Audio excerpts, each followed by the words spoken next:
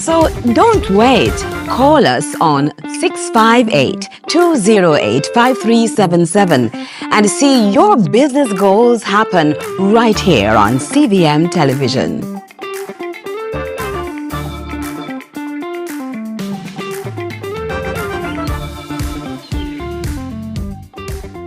10, 9, 8, 7. CVM TV in association with Express Fitness and Exodus Carnival presents Fit for Fet, the ultimate workout series to get your body ready for the road. Tune in 5 a.m. every morning, Mondays to Fridays, starting April 7th to get involved in high-impact workouts by some of the best in the game. Bring your mats, bring your water, and let's get fit for the fit with Express Fitness and Exodus Carnival, powered by CVM TV. If you truly don't have faith in me, then I promise you it's over. I'm going to put an end to this nonsense once and for all. I will not rest until that girl is dead. I'm still going to kill her tonight, no matter what. Here is your court notice. Who's the letter from? Sagar just sent me a notice to get Krishna's custody. Ganga. Brought to you by Hyundai or Hyundai. Every dream conquered is another dream game. I land and I fly again like a jet plane. Headed straight in your direction. 'Cause I'm wiser, one step closer. I'm winning 'cause I work so hard. And the music you stop playing, and the people them I say we are my show tonight. Oh, what a feeling! Don't stop dreaming. Keep on believing in the power of the feeling. Whatever you want, take a chance. Song in your heart, step in your dance. You got the spark, don't fit the dark, shine your lights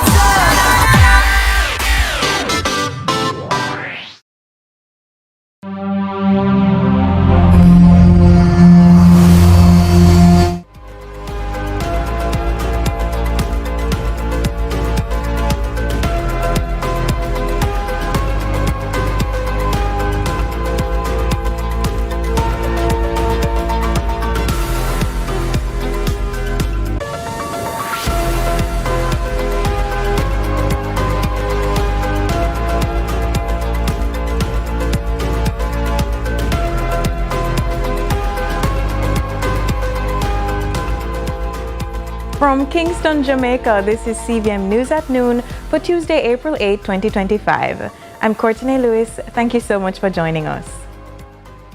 The Health Ministry is urging Jamaicans not to consume any of the poultry that floated onto the Hellshire beach in Portmore recently, following a container incident. The ministry says the container, which originated in Brazil, has poultry manufactured from October 2024 and could pose severe health risks. Their message, however, appeared late for some Jamaicans who have already declared they've partaken of the chickens.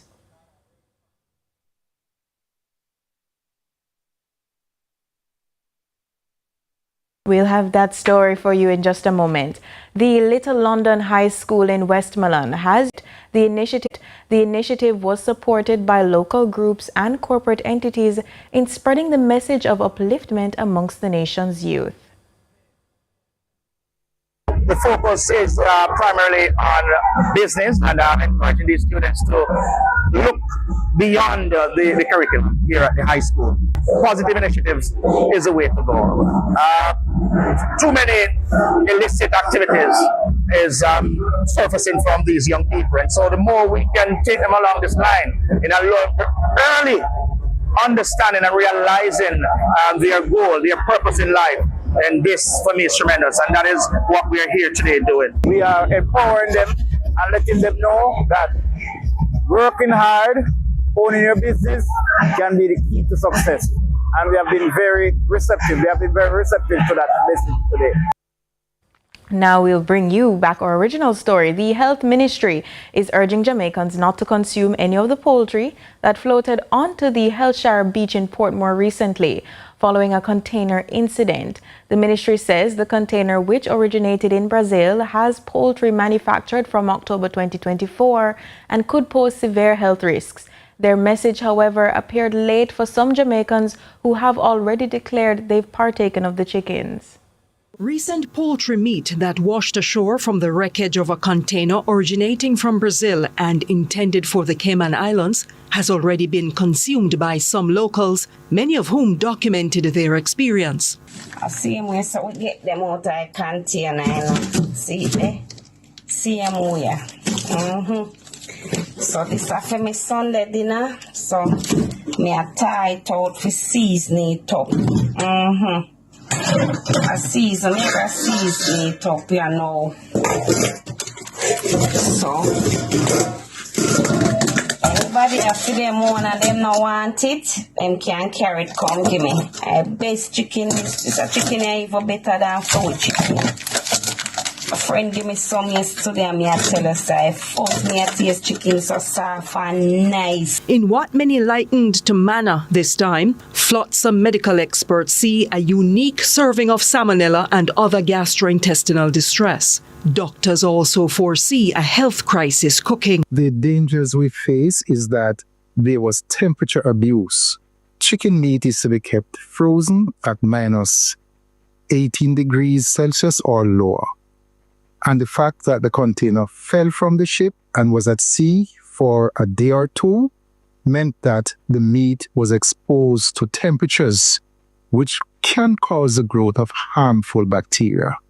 And so foodborne illnesses like salmonellosis and Campylobacter is a possibility and can lead to severe gastroenteritis. The Ministry of Health and Wellness has seasoned those concerns with a warning against consuming the chicken products that washed up along the shore of Hellshire, St. Catherine. It notes the products were not intended for trade nor distribution in Jamaica and have been exposed to the open sea, compromising their safety. This chicken meat under the label of Purdy was not intended for sale in Jamaica. So an appeal to the public, do not purchase this chicken meat, do not eat it. Be very careful of the outlets you go to buy lunch and to buy broiler meat. Stick to the licensed outlets and be safe. However, despite the charge for healthy eating and purchasing poultry meat only from certified distributors to prevent consumption, some remain opposed. On Thursday, when the container washed ashore, the opposition spokesman on health called on the Agriculture and Fisheries authorities to seize and dispose of the items. Some critics have questioned why the container was not seized at sea and its contents properly disposed of. Angela Melville, CVM News. The Junior Shadow Minister for Health, Jesse James Clark, is urging the Health Minister to take immediate action to improve services at Kingston's Comprehensive Health Center. Clark says the facility's dental department is severely under-resourced, leaving patients without adequate care. Comprehensive Health Center currently does not have a functioning X-ray machine, a dental X-ray machine, which is needed for them to properly execute the services that they're offering. This is one of the largest health centers in Kingston and St. Andrew, so we're calling on the minister to ensure that they get a functioning X-ray machine. They're also having AC issues, so the staff have to be working in very hot and humid conditions. And they already see, based on what is happening at KPH, the risk of working in an environment where it's not properly cool. So we're asking the minister to intervene quickly and to fix this problem, provide a functioning ACs, ensure that the dental chairs are working, the lights on them are working, ensuring that they get the X-ray machines that they need. So the population can be served properly and efficiently with the dental health service that we need. Westmoreland Custos Hartley Perrin is raising concerns about the color of the new uniforms being worn by the members of the constabulary forces. Differentiation of ranks. Usually when a motorist or some other civilian comes along and sees the police and they have a discrepancy, they're able to identify a senior officer on spot. A man in uniform, khaki uniform, is easily identified. Not to mention the color that I still have a problem with. Hard to see them even in the day.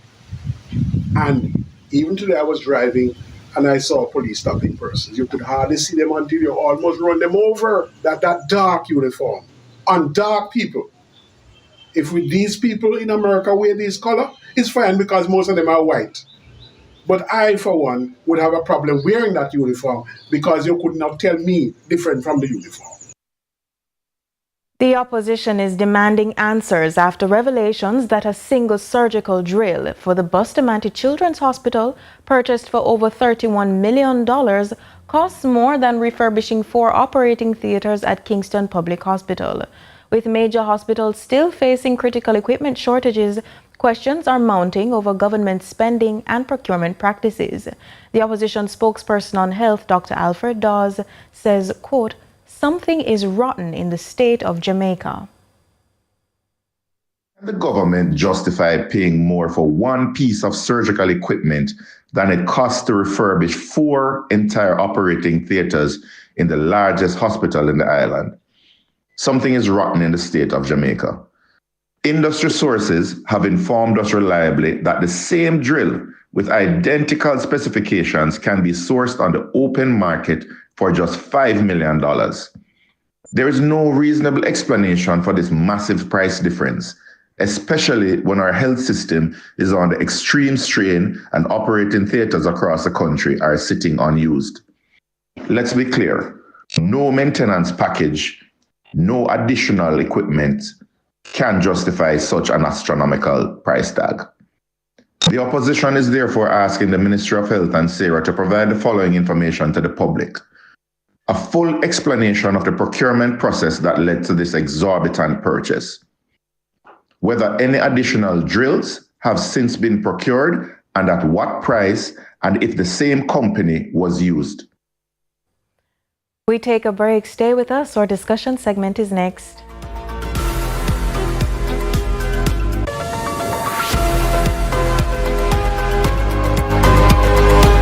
Exams to get that dream job or to qualify for university? Then Distinction College is the school for you. We have locations in Kingston, Spanish Town, St. Elizabeth and Ocho Rios. Start day, evening and Saturday classes this coming term and sit CSET CAPE exams for January's resit or May, June. Maths, law, science, English. We have the lowest school fees. Register before the end of the month and win an entire term free. Call us at 3548-5600.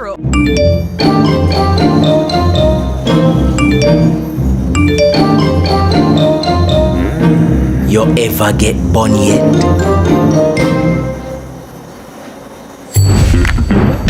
Me not talk about heartbreak. Me a talk about the bun where full of spice, raisins and the perfect glaze. Bun for bun. So you do it now. You have to get bun. This Easter, you have to get bun from Mother's Bakery.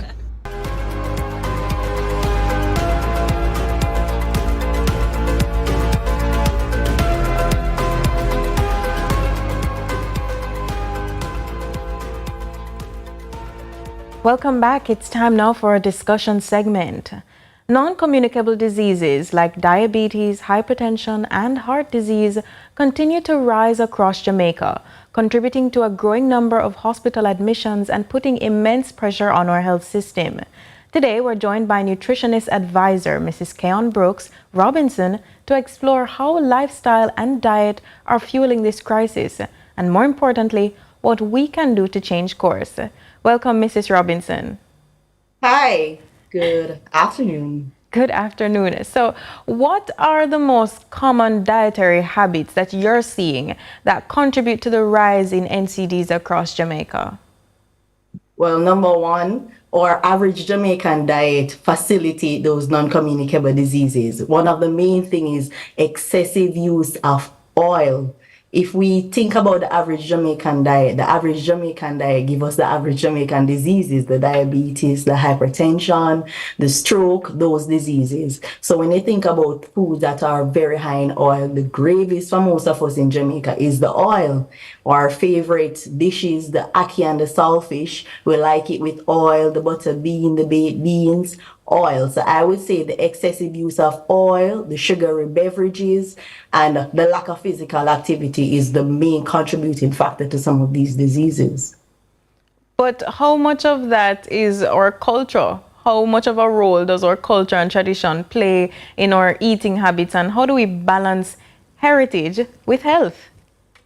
Well, the first thing I can say in order to balance it is that you must have knowledge on knowing the right different from what is cultural.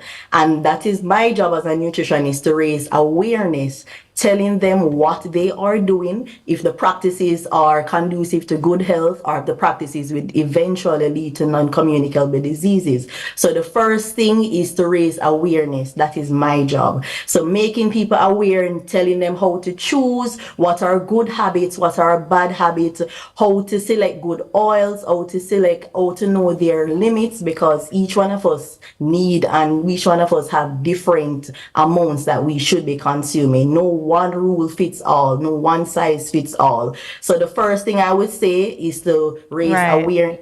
And by raising awareness, you have to see a nutritionist. I have to say that, because how are you going to know about nutrition if you don't know, if you don't consult the specialist? All right, with that, hold that point. With that, we take a break. Stay with us.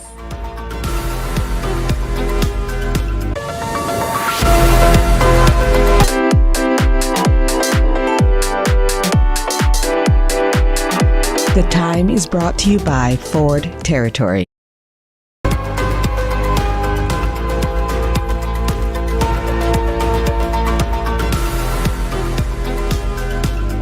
We're still in our discussion segment, and we're talking about how we can manage our NCDs, or how we can just change our everyday lifestyle so that we don't contract these NCDs. And I'm speaking with nutrition advisor Dr.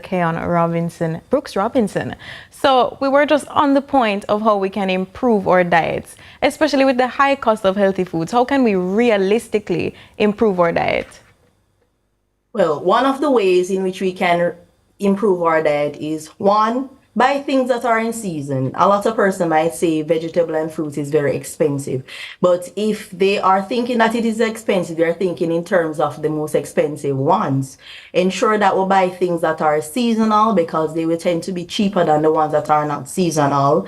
Ensure that we spend some time to meal prep, because most of the problems that we're having is because we don't have time. We come home, it's very late, and when you look, it's hard to just pressure some peas, to do some rice and peas, because that's the healthier option. So ensure that you meal prep. Always prepare your food ahead of time.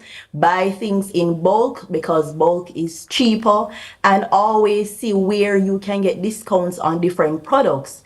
I find it that in my practice, I find it that a lot of us have a lot of excuses as to why we cannot eat healthy. But if we really sit down and analyze the situation, it's not that costly to eat healthy compared to eating unhealthy. Compare a cost for a pound of tomato now, which is like $100 because it is in season, versus a banana chips. And you're not going to be filled with eating a banana chips. Or a fruit that is in season, you can get a lot for a small amount of money.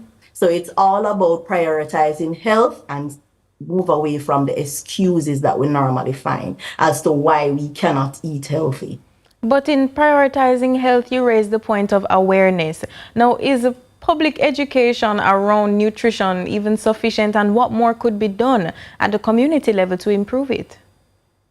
I would advise that we have a lot of community centers, we have a lot of community outreach programs. We can incorporate a lot of Jamaican go to church, whether Saturday or Sunday. We can incorporate healthy talks, we can incorporate different seminars and make it a part of different school curriculum as it pertains to having talks about healthy eating and practices. We can, even in the PTA meeting with the parents, always have a segment as to teach them how they can actually feed their children healthy options at home. We can actually educate senior citizen nursing homes, and by we, I'm talking health professionals, politicians, those that are armed with information, those that are armed with, the power to spread different information. You have a lot of town cries. We as a body, as a nation, we can put more emphasis into using up these mediums to spread different health messages. We have billboards, a lot of billboards in the island. We can always put a little health message on it. Did you remember to eat your fruits today? Remember to eat your vegetable today. Remember to choose different colors. Remember to reduce the amount of oil consumption. We can give flyers in the community. There's just a lot of different ways in which we can spread the health message. As I say, awareness is key, and making people aware they can choose. A lot of persons don't choose because they really don't know. And it is on them if they are still sick or they choose wrong even after knowing. But as a nation, let us do our part and raise awareness with every medium we can possible find. You know, I'm happy you brought up education because childhood NCDs are actually also on the rise. So to what extent are schools responsible, or what role does the school play in promoting better nutrition? All right. Remember that